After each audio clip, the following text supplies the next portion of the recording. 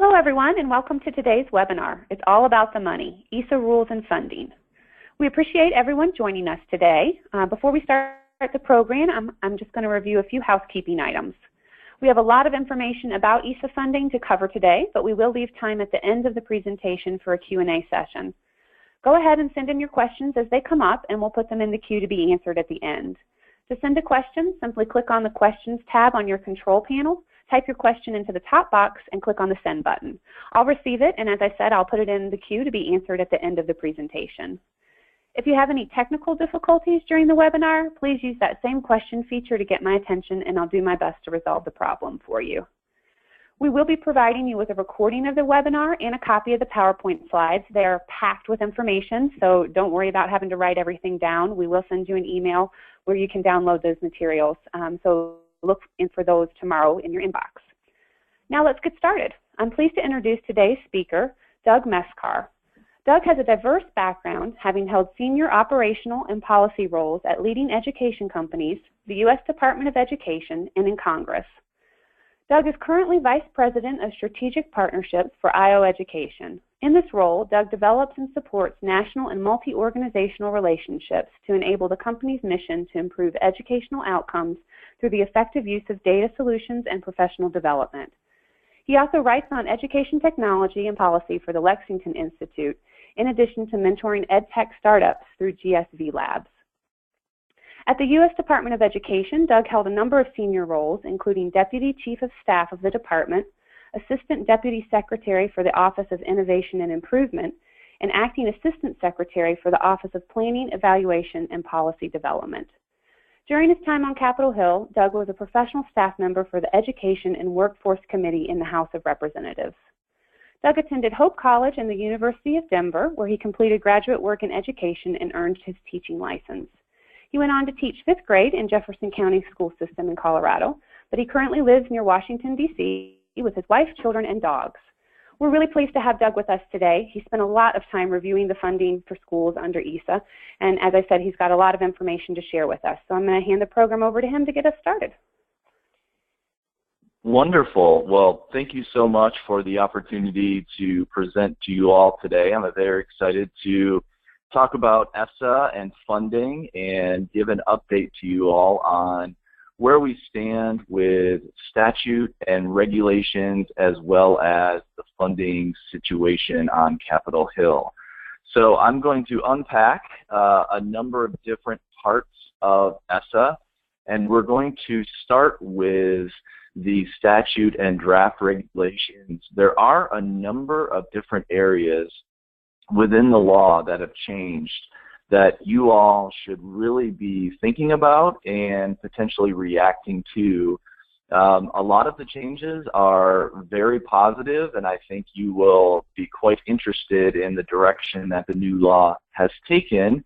Some other areas you will find are maybe a touch confusing and or slightly concerning, but forewarned is the best place to be at this point. And in terms of process, we've got some more work that is going to be coming through from the Department of Education with analyzing regulations and getting different parts of this in place. And we do have this upcoming year as a transition year. So I'm hopeful that the information I provide will help get you more cemented and situated with the different changes in the law and the regulations.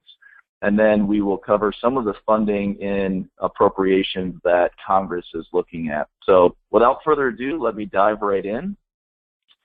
The first area I want to address in terms of the changes in current law revolves around school improvement.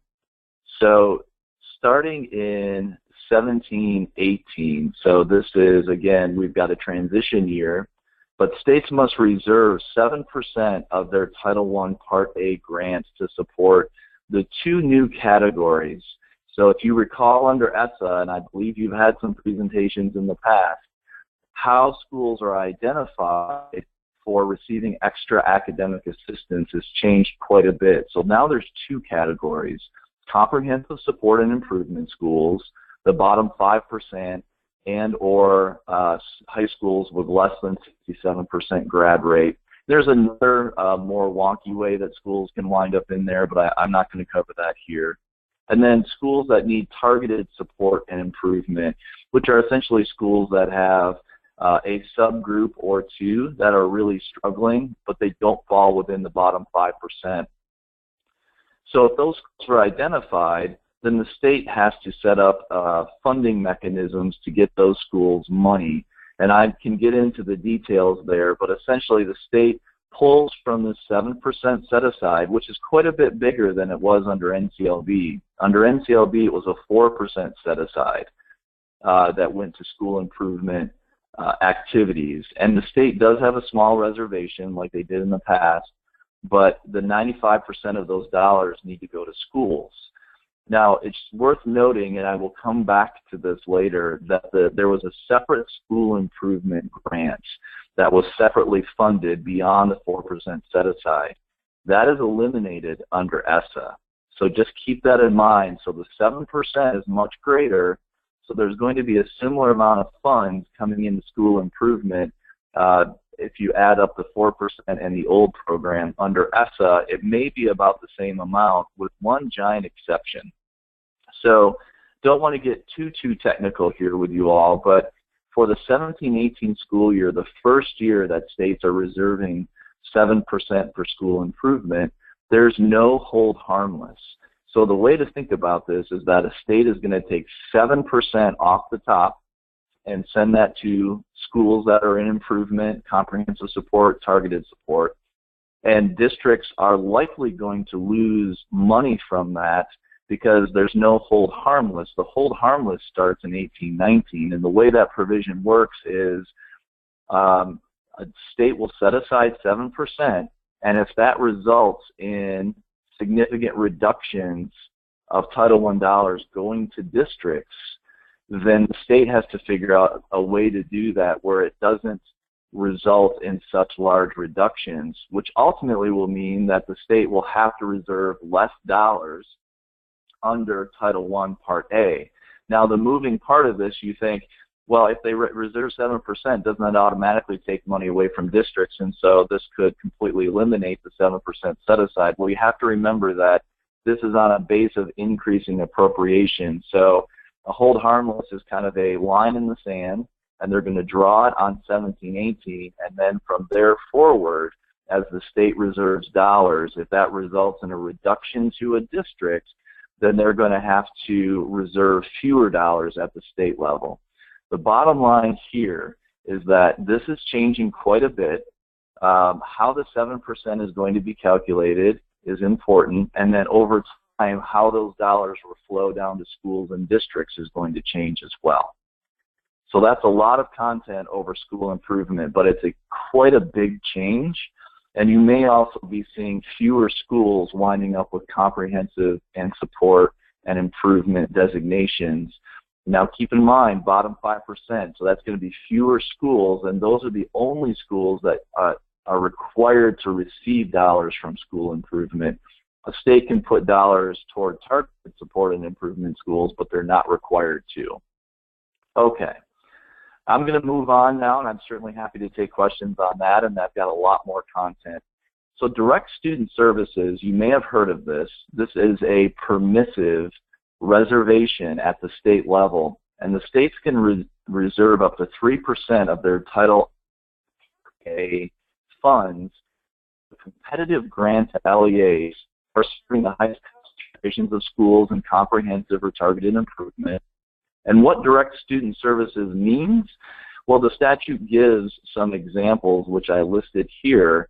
The one that I find pretty interesting is personalized learning, but certainly, you know, there's a lot of different opportunities for states to use these dollars.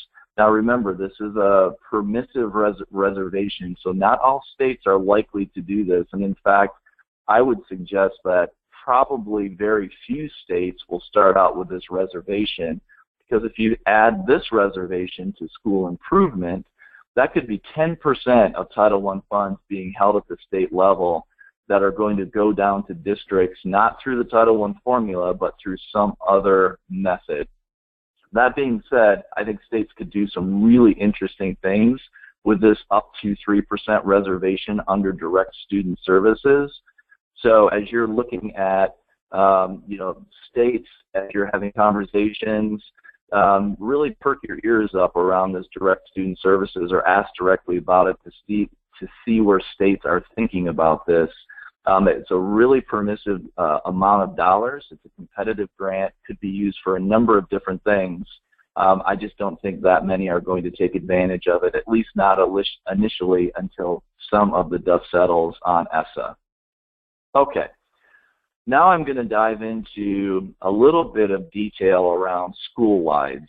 And as you probably all know, school-wide program is a comprehensive reform strategy. It's been around for a while. NCLB emphasized these ways of looking at the use of Title I dollars in a school.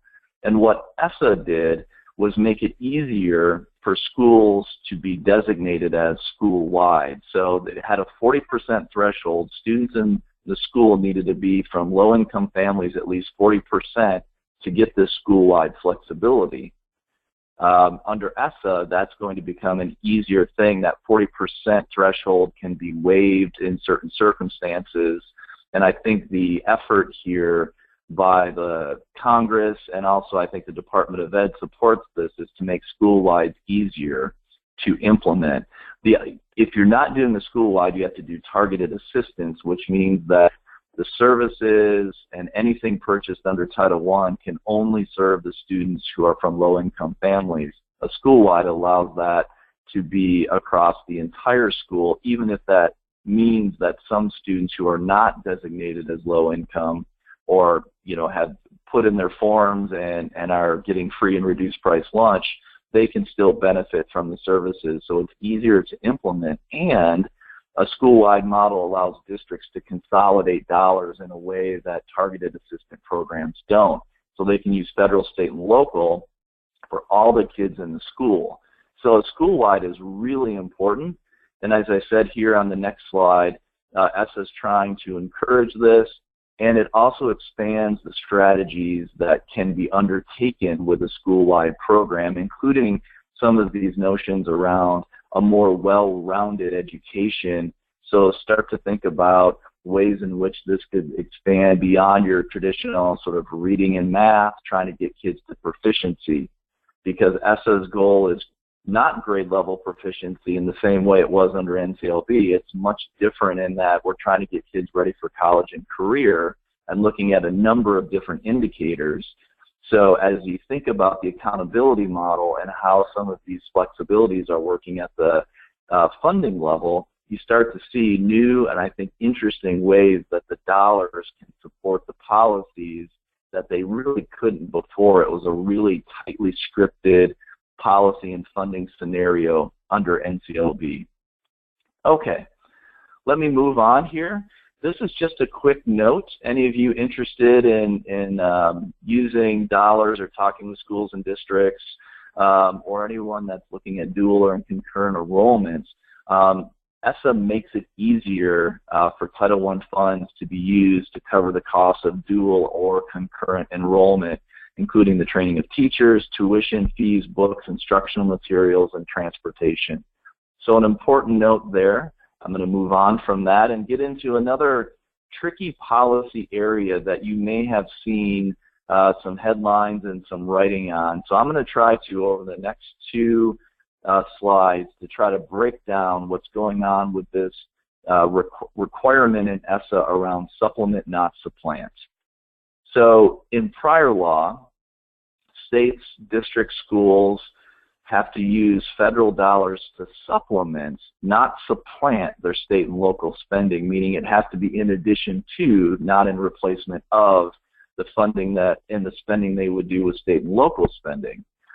ESSA really changes how this is going to work. And here you get into some controversy between what is in the statute and what the folks on the Hill want. Different interest groups have different positions, and then what the department is trying to do. So let me move on here to the next slide and see if I can break this out a little bit.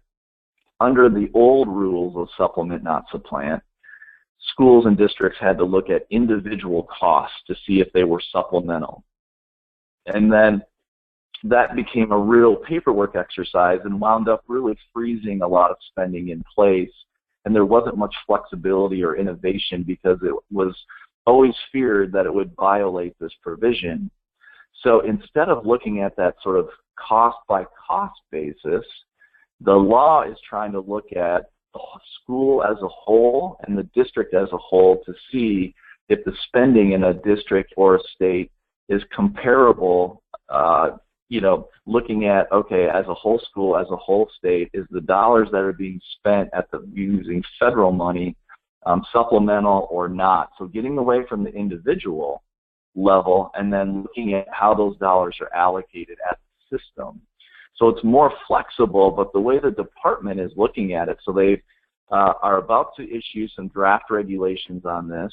They've been talking about this for a while, and you've got traditional teachers groups on one side, you've got the civil rights groups on another side, you've got Hill Republicans on one side, Hill Democrats on another, and what the department has proposed is that essentially Title I and non-Title I schools and districts have to have effectively equalized spending under the argument that you can't figure out what's supplemental or not unless everyone is working off the same basic spending amounts. Now, there is some logic to that, but the Hill Republicans, traditional teachers groups, superintendents groups think that that's going too far. And if you think about that, that has huge implications for how state and local dollars are allocated across states.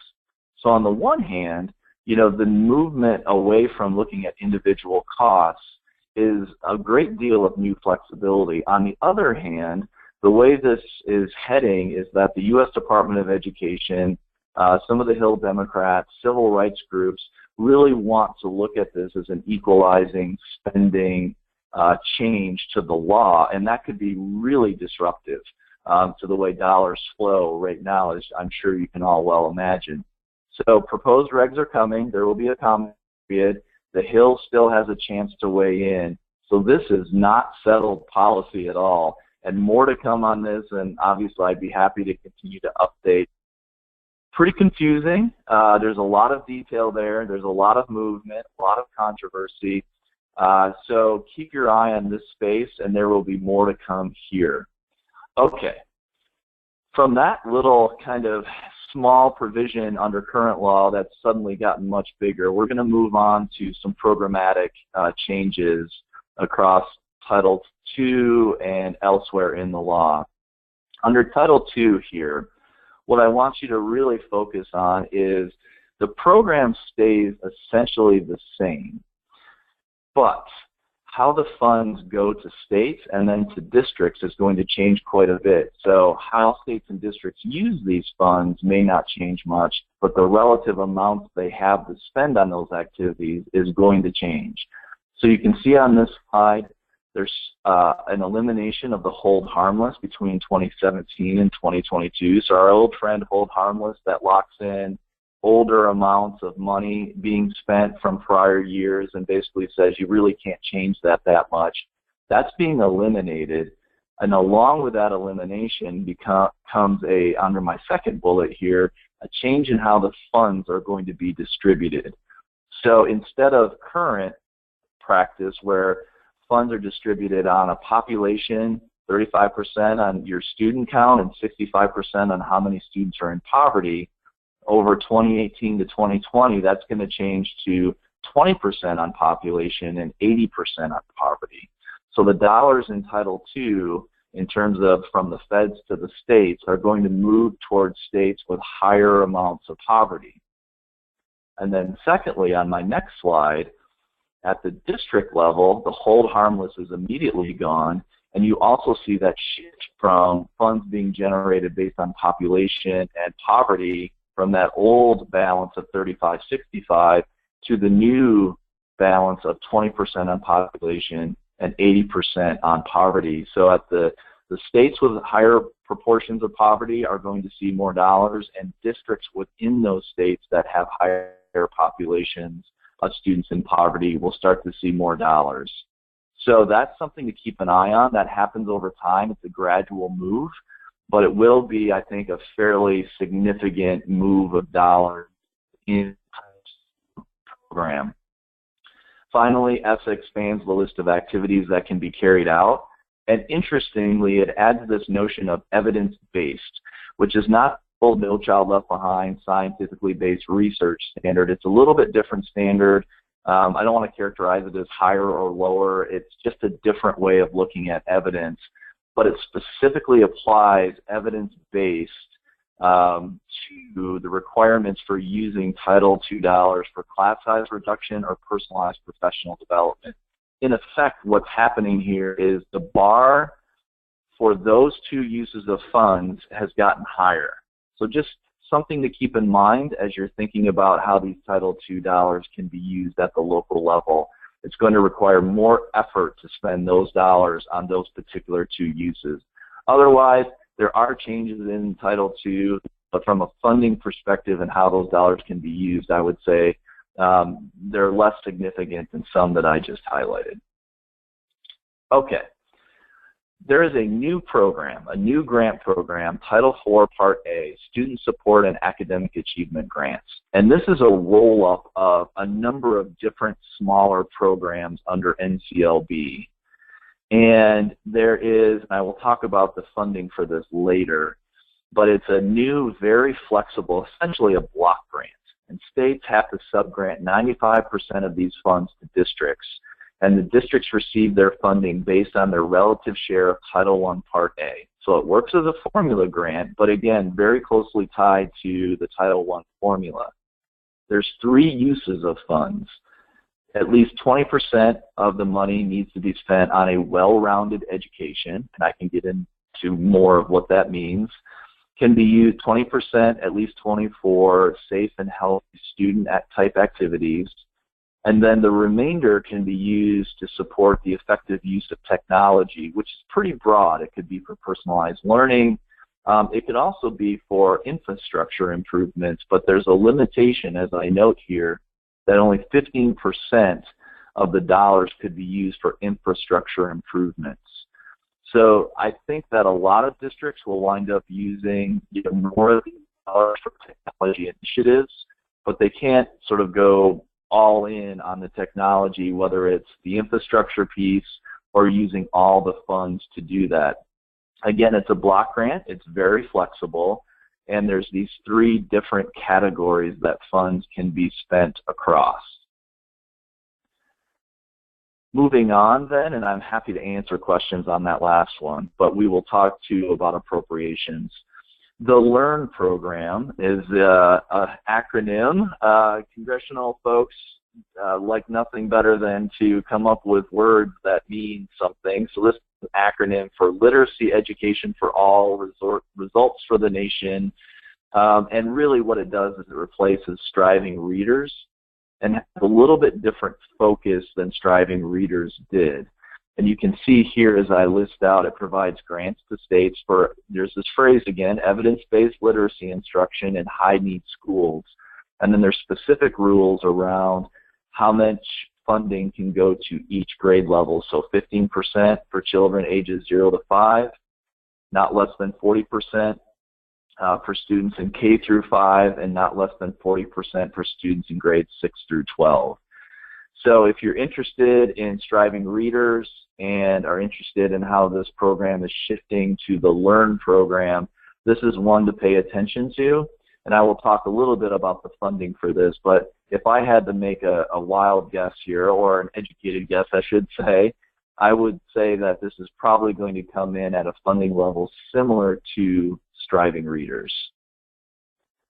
Okay, early childhood education has a number of different provisions and programs that are in ESSA. So first, the preschool development grants, which is an existing program, but it's been moved to HHS with a sort of joint administration with the U.S. Department of Education.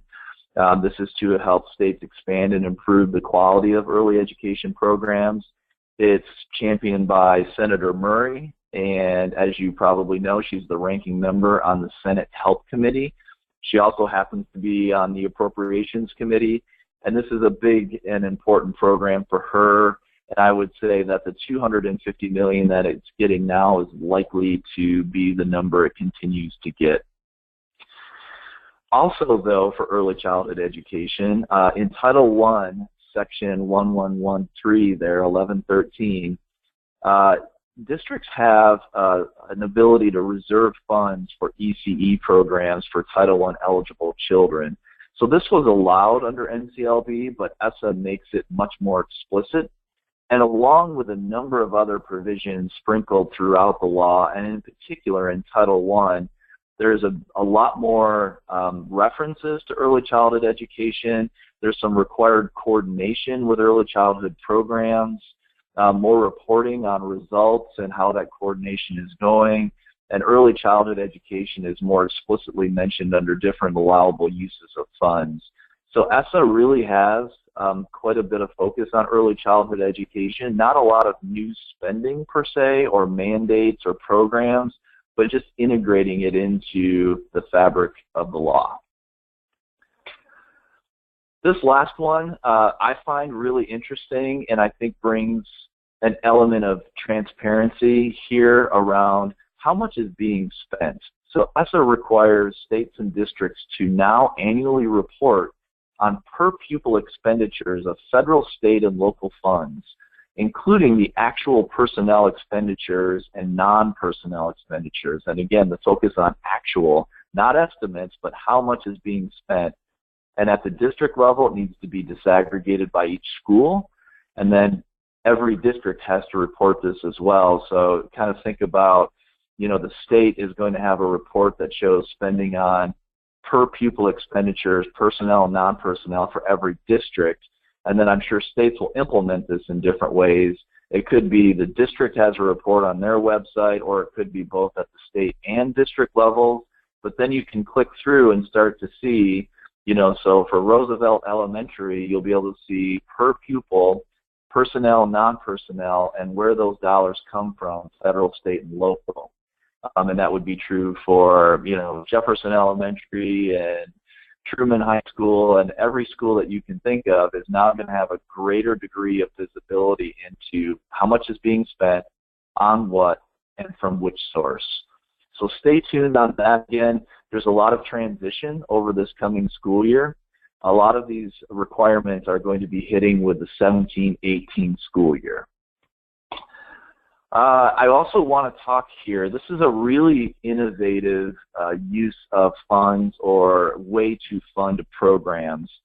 So social impact bonds, which has also been called Pay for Success, and if you go to the U.S. Department of Education website, they talk more about Pay for Success.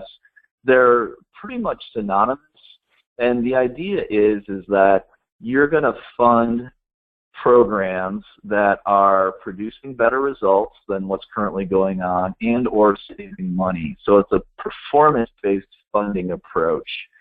And what it also does is bring in private investors, and a typical setup here would be that private investors front the money to start a program, and then if the program is proven successful, then the private investors can get their original investment back, and depending on how successful it is, both on producing results and or reducing costs, they can actually earn a profit. So it's a way to start tapping into private dollars to fund public programs.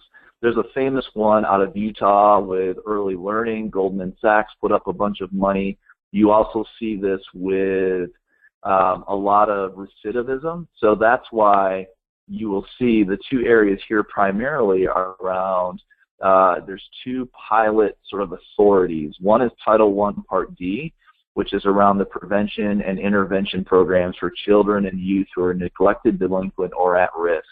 And these dollars a lot of times serve kids who are transitioning out of, it could be they've been assigned to a different school for trouble, you know, they might have gotten in trouble, they may be actually coming out of an incarcerated situation, and you see that one of the first Pay for Success or social impact bonds was in the UK around how do we reduce recidivism rates for inmates who are exiting the system. How do we keep them from coming back into the criminal justice system?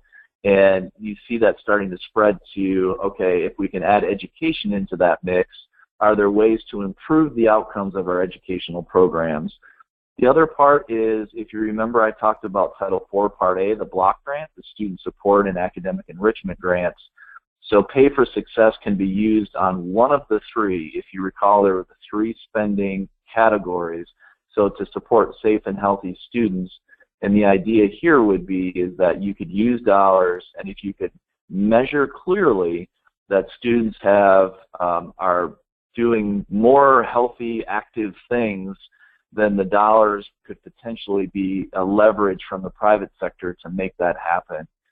If you go to the Department of Ed website, they've got more information on this. The White House is pushing Pay for Success quite a bit. They held a big conference about a month or so ago at the department. And this is growing, frankly, somewhat controversial. There's been a number of studies around the Utah Early Learning Initiative. Some are finding good results. Some think that there's a lot of challenges with this. Nonetheless, this notion of performance-based funding is starting to creep its way into federal law. You do see more experiments at the state level, and it tends to be bipartisan, which is, I think, a great thing where both sides are saying, how do we get better returns for the dollars that we're appropriating to do social sector, education programs, et cetera, et cetera. So highlight on there, I think that's really interesting and something to keep an eye on. Okay. I've given you a lot of policy detail, a lot of coverage of ESSA and the regulations, and now I want to talk about where are the dollars at. And the way I want to do that is to first talk about FY16. So the FY16 appropriations got wrapped up into what's called an omnibus, where all of the spending bills get wrapped up into one, signed last year, and the U.S. Department of Education saw an increase, very nice increase there. And you see here I list some of the increases. Title I got an extra $500 million, up to $14.9 billion. Title II is at $2.35 billion, which is essentially flat. 21st Century Community Learning Center saw a small increase. The charter school program got a large increase, $80 million, to bring it to a total of $333 million. Head Start got a very nice increase, an additional $570 million. Here's Striving Readers. As I mentioned before, it is not in ESSA, so it's interesting that it got an increase to raise it to $190 million. The Learn program, remember, replaces Striving Readers, so I would guess that funding would be equivalent moving forward. School Improvement Grant Program, remember, it's not in ESSA, it's eliminated, but it did get funded last year. It got $450 million. I3, the Investing in Innovation grants, got $120 million. Now, ESSA sort of renames and refocuses that program, and I would say it's likely to be funded moving forward, but you won't see an equivalent authority in ESSA as in the way it's currently being funded with I3. And then you see IDEA saw a nice increase as well for FY16. So these will be dollars that are going to be hitting school district budgets, you know, later. Some have already started hitting with releasing these dollars. They'll be hitting this school year. So let's talk about what's going to be hitting next school year. So the House and Senate have started work on their FY17 bills. And right now, the House and Senate look like they have some areas of agreement. Now, this hasn't passed either house, and I'll talk about the process in a minute, but committee work would lead you to believe that Title I is likely to receive another $500 million increase. But importantly, if you think about now there's not a school improvement grant program, right? That's at $415 million. Title I gets a $500 million increase, so it kind of offsets that. But then you have the 7% school improvement grant set aside at the state level. So a lot of analysts are actually projecting that Title I next year, as these policies come into place, even with these increases, individual districts are likely to see lower amounts. So something to keep an eye on. So Title I may hazard a guess here, might continue to go up as that deficit starts to really percolate across the districts and states. So I would not be surprised to see Title I go up a bit more. Both the House and the Senate agree on increasing IDEA funding by another $500 million. And hopefully everyone knows IDEA, just in case. I don't want to use too many acronyms, but that's the Individuals with Disabilities Education Act. The special ed funding, these are the grants to states dollars, the biggest chunk of IDEA. Now, Title IV, the block grant that I told you about earlier, the Senate put $300 million into the program. The House, surprisingly, because usually the House is not the bigger of the two spenders, put $1 billion into this, but it does reflect a little bit of the House likes to focus on block grants more than the Senate does. Now, the total authorization, not the appropriation, but what in ESSA they said could go toward the Title IV block grants was $1.6 billion. So even the House level is less than what the law called for, and it's a lot more than the Senate. So in kind of a classic, find the middle ground, I would say the block grant is going to be in the, call it $500 to $600 million range, kind of splitting the difference to a certain degree between the two. And then there's a lot of other programs that it's just too soon to tell. The House and the Senate, are only in the committee process right now. It hasn't hit the floor, and it may not. So as you all know, we're well into an election year. And in election years, it tends to be really hard to pass anything at all, period, let alone, get enough votes from either party or on a bipartisan basis to do much of anything, including funding the government, which seems sort of, anyway. I wish it were different. When I was on the Hill, it worked a little bit differently, but as we stand today, we have 0 of 12 appropriations bills signed into law, which means that there's basically no time to get much done. All the members of the House, senators are trying to, campaign those who in the Senate are up for re-election, so the congressional calendar is very light. And then, of course, with the elections, so what may happen here is what's called a continuing resolution, and this is something to keep a close eye on. Again, happy to give updates in the future on this because it will be really important. It's to a continuing resolution, as its name implies.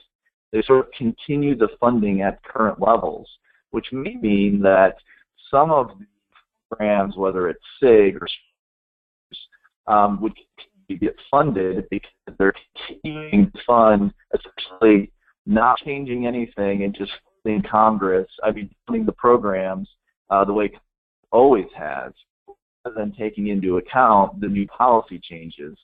So that's what's really confusing is in the authorizing.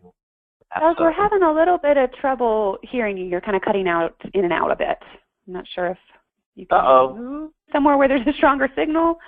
Can you hear me okay now? Yep, it seems good now. But we'll keep our fingers crossed it continues. That's okay. It's just a recent thing. Thank you. I'm sorry. How far should I back up to then? It's really just been the past few seconds that you really started to cut in. Okay. Yeah. Great. Well, I was just about to wrap up anyway. I just wanted to note for everyone on the call that we've got a lot of policy changes, and some of the policy changes will affect the programs with whatever funding goes into place. Some of the policy changes will be dependent upon how Congress funds the programs. In other words, like I was saying before, programs that were eliminated under the authorization under ESSA may live on, and that's not unprecedented where programs get funding that have no authorization, and sometimes it happens that programs are authorized and don't get funded, but a continuing resolution would lock in the current programs at current funding levels, essentially to allow members of Congress to avoid any sort of controversy or difficult votes. But it also would affect the programs that didn't get any new money, like the LEARN program might not get new money. So something to keep a close eye on.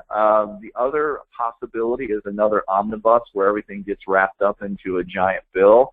And then there's lots of backdoor sort of deals being cut, and it's really hard to predict where things will come out. So what I've presented to you so far is what we know. I do think that it's good to see the House and the Senate agreeing on some of the bigger programs in terms of funding increases or providing funding at all in some cases. So a lot to watch on how these dollars will actually come together. And, you know, if history is a precedent as well, we'll have the elections, and then Congress will come back into a special session after the elections when the dust is settled and clean up whatever they have to clean up, including funding the government, which is highly likely. So you may see short-term continuing resolutions to keep the government open with the idea that they will finalize the spending like they did last year with some sort of omnibus approach. So I would hazard a guess to say we will not know final spending amounts until right before the end of this calendar year.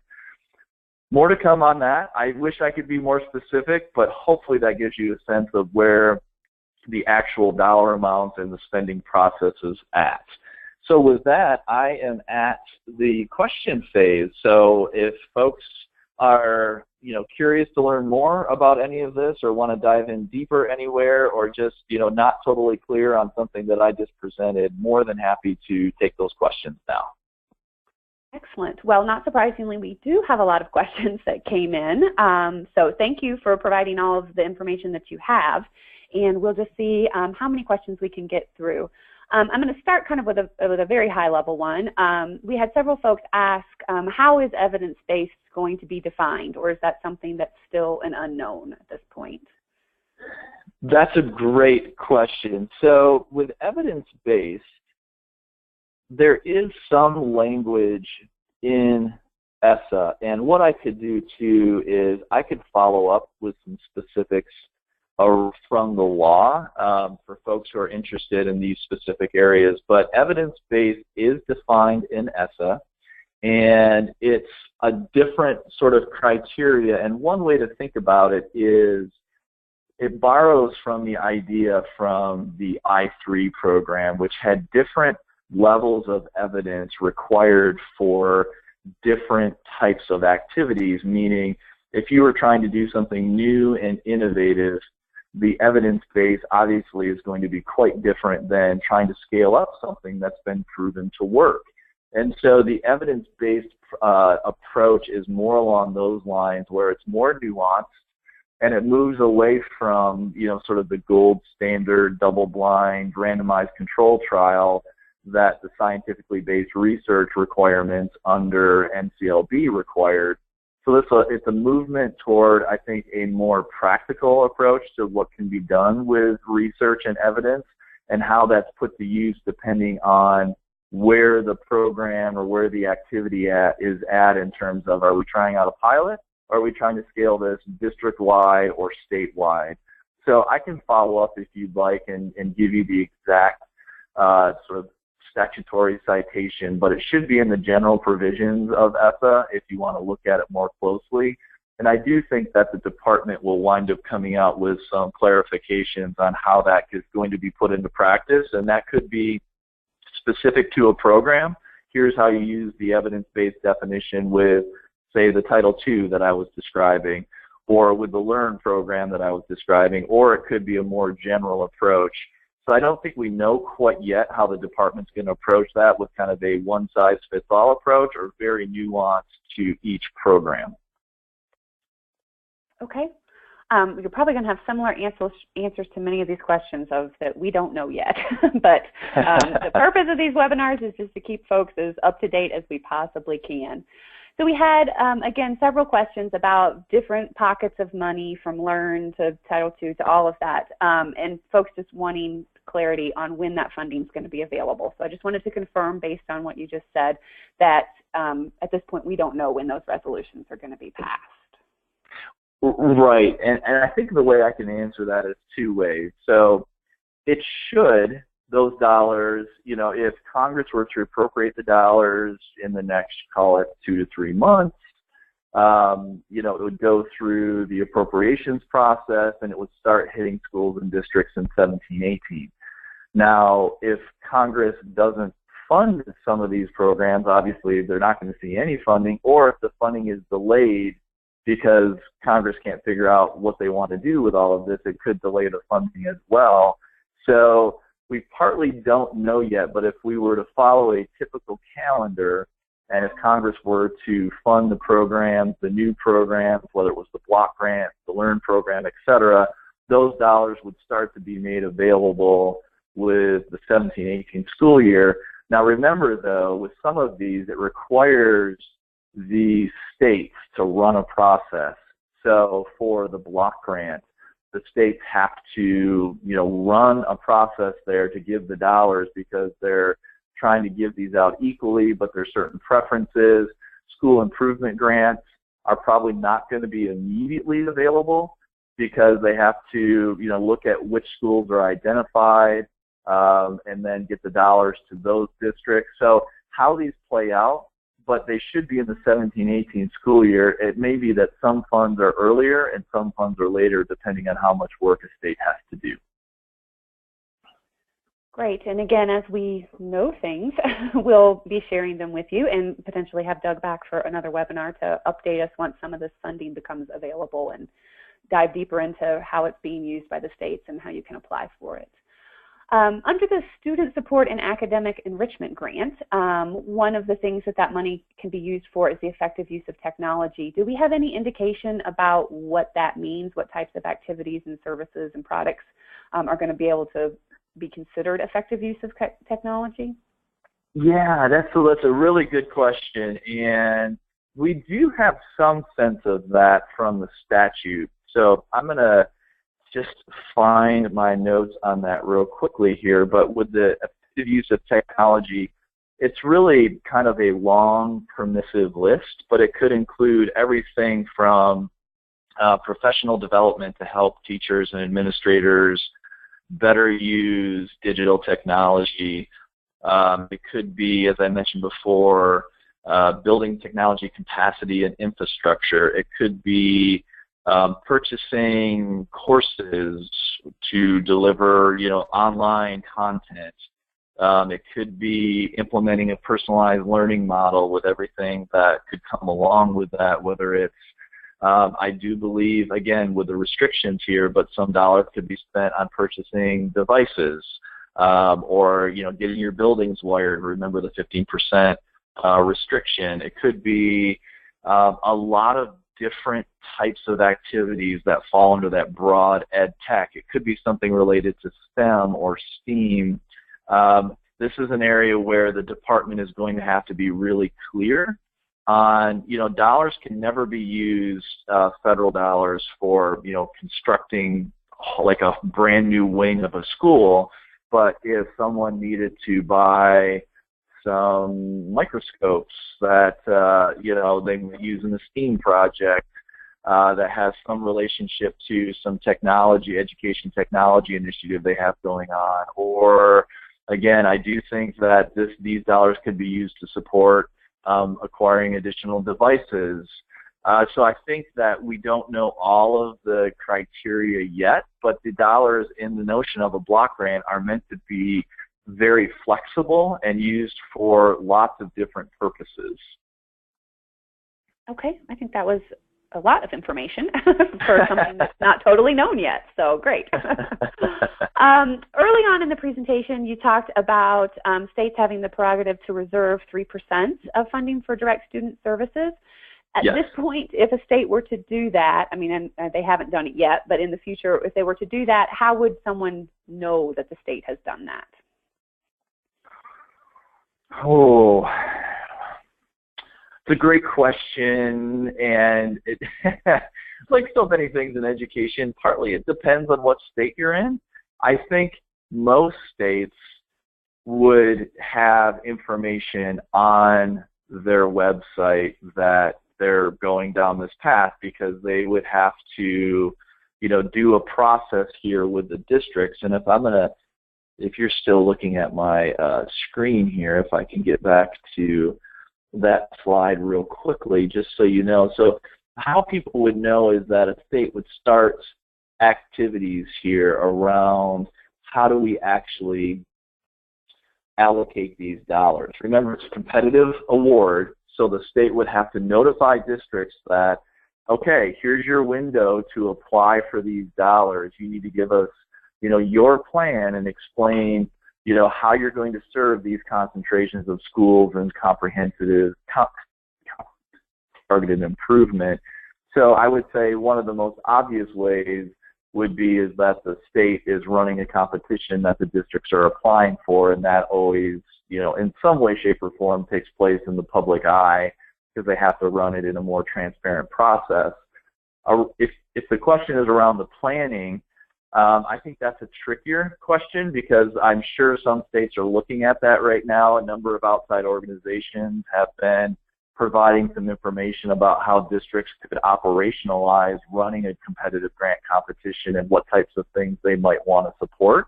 So I would be, looking pretty closely. This is kind of the nitty-gritty work that we need to do sometimes is school board or state board of education minutes and whether this is on the agenda for them to discuss, because they will have to discuss it in open session at some point if they plan on doing it. And just taking a look in some of the different websites, news sites, and see if any states are going to be, making some noise on this because it is new. And the first few states to try to do it, I'm sure will attract attention from, the trade press, either nationally or in a state. So I would say, at first blush, set up a Google alert with these terms in it. Stay on top of your State Department of Ed website, the school board minutes at the state level, and if you are talking with districts or are a district, I'm not quite sure exactly who all is going to be on this call today, but be on the lookout for this being a conversation in a particular state because it is a big shift, and it does require, frankly, a state making a decision sort of proactively of, I'm going to take some dollars off the top, which effectively means districts are going to receive less dollars as a formula across the board basis, and then you districts can compete to get some of those dollars back. I don't think a lot of districts are going to be entirely happy about that. So I think there will be some chatter and some conversation at the state level around, okay, how do we make sure we've got the buy-in of our districts, because they may not all be totally on board with us taking away, up to 3% of Title I to run a competition. Great. We are starting to run out of time, but we're going to take a couple more questions before we wrap up. So back on slide 17, when you were talking about expenditures, we've got several questions around, the districts are going to be reporting what they're spending. How will educational service providers be able to see how much money is spent on a particular vertical, for lack of a better word? The example this person gave was K through 5 writing in particular. So I think that there will be a variety of different ways this ultimately gets implemented. And I think some states and some districts will have much more detail. And I think other states and districts will literally think about, okay, so we've got a personnel and non-personnel as two categories, and then federal, state, and local as three types of funding within those two categories. And you may not see a great level of detail beyond that. And that partly has to do with a lot of states and districts have no idea how they're going to actually implement this. They haven't been required to do it before, and a lot of district budgets wind up not being quite this specific at the individual expenditure level, particularly in tracking across personnel, non-personnel. It's a little more general than that, I think. And so I think a number of states and districts have to put in different processes and different ways of analyzing, collecting, and then reporting out what that data, collecting, analyzing, reporting out that data.